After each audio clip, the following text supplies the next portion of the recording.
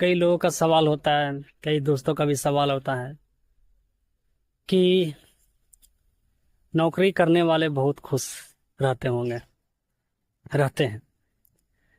उन नौकरी करने वालों से पूछना जो सुबह का जाता है और शाम में घर लौटता है और खाना खाकर सो जाता है, फिर सुबह जाता है, फिर शाम में आता है, फिर खाना खाकर सो जाता है और एक ही रूम में अपना जीवन को गुजारा करता है। उससे कैसा महसूस होता है?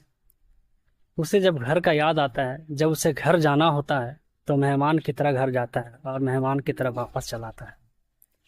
क्या फील होता है, क्या एहसास होता है? उस इंसान से पूछना जो जॉब में है, जो नौकरी करता है, जो बाहर रहता है अपने गांव से, घर से।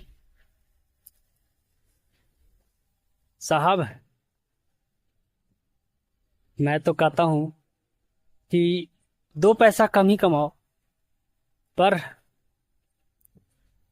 अपने घर के पास ही अगर कुछ करते हैं तो करो, क्योंकि घर से बड़ी आनंद कहीं और नहीं मिलेगा। चाहे कहीं भी चले जाओ, दुनिया के हर कोने में चले जाओ, आपको आनंद तभी मिलेगा जब आप फैमिली के साथ रहोगे, अपने सिटी में रहोगे।